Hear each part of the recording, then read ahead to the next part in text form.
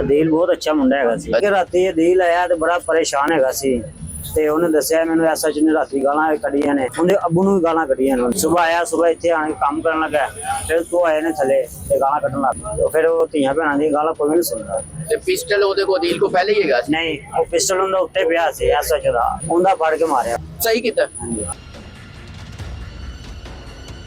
नाज़रीन, मेरे साथ अदील मुल्ज़म के महल्लेदार है। महल्लेदारों को बहुत कुछ पता होता है, अंदर की खबरें भी रखते हैं। इनसे जानेंगे कि ये क्या कहते हैं। अस्सलाम वालेकुम जी, नाम क्या है आपका? अमानत। अमानत। अमानत मेरा भाई सच्ची और मुच्ची बताना जी। अदील कैसा मुंडा सी?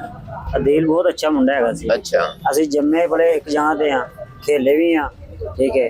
ਵੈਸੇ ਉਹਦੇ 'ਚ ਕੋਈ ਐਸਾ ਗੁਣ ਨਹੀਂ ਸੀ ਹੈ ਕਿ ਜਿਵੇਂ ਕਿ ਕਹਿੰਦੇ ਪਏ ਸੀ, ਅਸੀਂ ਸੁਣਿਆ ਉਹ ਬਦਮਾਸ਼ ਹੈ।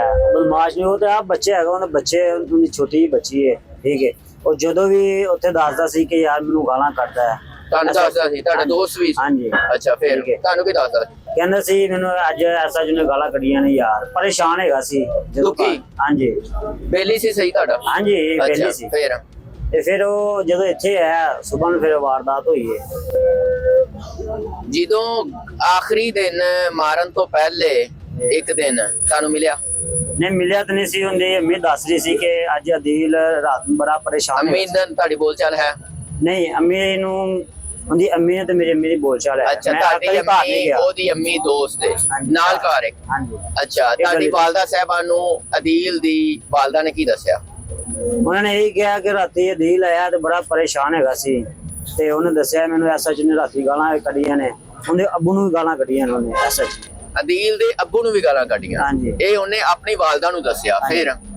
ਫਿਰ ਉਹ ਜਦੋਂ ਸੁਬਾਹ ਆਇਆ ਇੱਥੇ, ਉਹ ਵਾਰਦਾਤ ਉਹਨੇ ਕੀਤੀ ਹੈ। ਸੁਬਾਹ ਆਇਆ, ਸੁਬਾਹ ਇੱਥੇ ਆਣ ਕੇ ਕੰਮ ਕਰਨ ਲੱਗਾ, ਫਿਰ ਤੋਂ ਆਏ ਨੇ ਥੱਲੇ ਤੇ ਗਾਲਾਂ ਕੱਢਣ ਲੱਗ ਪਏ। ਫਿਰ ਉਹ ਧੀਆਂ ਭੈਣਾਂ ਦੀ ਗਾਲਾਂ ਕੋਈ ਨਹੀਂ ਸੁਣਦਾ। ਤੇ ਪਿਸਟਲ ਉਹਦੇ ਕੋਲ ਅਦੀਲ ਕੋ ਪਹਿਲੇ ਹੀ ਹੈਗਾ ਸੀ? ਨਹੀਂ, ਉਹ ਪਿਸਟਲ ਉਹਦਾ ਉੱਤੇ ਪਿਆ ਸੀ ਐਸਾ ਜਿਹਦਾ, ਉਹਦਾ ਫੜ ਕੇ ਮਾਰਿਆ। ਉਹ ਪਹਿਲੇ ਉੱਤੇ ਗਿਆ, ਪਿਸਟਲ ਲੈ ਕੇ ਆਇਆ? ਹਾਂਜੀ। ਪਹਿਲੇ ਗਾਲਾਂ ਕੱਢੀਆਂ ਨੇ, ਗਾਲੀਆਂ ਕੱਢੀਆਂ ਨੇ? ਹਾਂਜੀ, ਥੱਲੇ ਖਲੋ ਕੇ ਗਾਲਾਂ। ਡਾਕਟਰ ਸੈਫੁੱਲਾ ਨਿਆਜ਼ੀ ਸਾਹਿਬ ਨੇ? ਹਾਂਜੀ। ਉਹ ਫਿਰ ਅਦੀਲ ਉੱਤੇ ਗਿਆ? ਹਾਂਜੀ, ਉਹਨੇ ਕਮਰੇ 'ਚ ਗਿਆ, ਫਿਰ ਕਮਰੇ 'ਚ ਲੈ ਕੇ ਆਇਆ ਪਿਸਟਲ। ਹਾਂਜੀ। ਤੇ ਉਹ ਆਪਣੇ ਨਿਆਜ਼ੀ ਸਾਹਿਬ ਨੂੰ ਨਹੀਂ ਪਤਾ ਲੱਗਾ? ਨਿਆਜ਼ੀ ਸਾਹਿਬ ਨੂੰ ਪਤਾ ਲੱਗਾ। ਅੱਛਾ, ਫਿਰ ਪਿਸਟਲ ਲੈ ਕੇ ਆਇਆ ਤੇ ਫਿਰ ਉਹਨੇ ਇੱਥੋਂ ਮਾਰਿਆ? ਉਹਨੇ ਕਿਹਾ ਕਿ ਜੱਜੂ ਮੈਨੂੰ ਗਾਲਾਂ ਨਾ ਕੱਢੋ, ਤੁਹਾਡਾ ਮੈਂ ਕੰਮ ਯੂ ਕਰਨਾ, ਤੇ ਫਿਰ ਤੁਸੀਂ ਮੈਨੂੰ ਗਾਲਾਂ ਕਿਉਂ ਕੱਢਦੇ ਹੋ? ਤੇ ਉਹਨੇ ਫਿਰ ਵੀ ਗਾਲਾਂ ਕੱਢਦਾ ਰਿਹਾ, ਫਿਰ ਉਹਨੇ ਮਾਰ ਦਿੱਤਾ। ਸਹੀ ਕੀਤਾ ਨਾ? ਹਾਂਜੀ, ਸਹੀ ਕੀਤਾ। ਮਾਰ ਦੇਣਾ ਚਾਹੀਦਾ?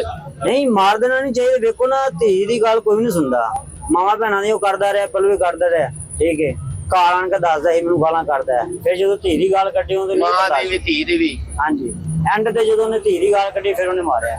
ਧੀ ਦੀ ਗਾਲੀ ਤੋਂ ਮਾਰਿਆ? ਹਾਂਜੀ, ਉਹਦੀ ਛੋਟੀ ਜਿਹੀ ਬੱਚੀ ਹੈ ਤੇ ਤਾਂ ਫਿਰ ਉਹਨੇ ਮਾਰਿਆ। ਐਂਡ ਬੇਟੀ ਦੀ ਗਾਲੀ ਉਹਦੇ ਕੋ ਫਿਰ ਬਰਦਾਸ਼ਤ ਨਹੀਂ ਹੋਈ, ਫਿਰ ਉਹਨੇ ਮਾਰਿਆ? ਹਾਂਜੀ।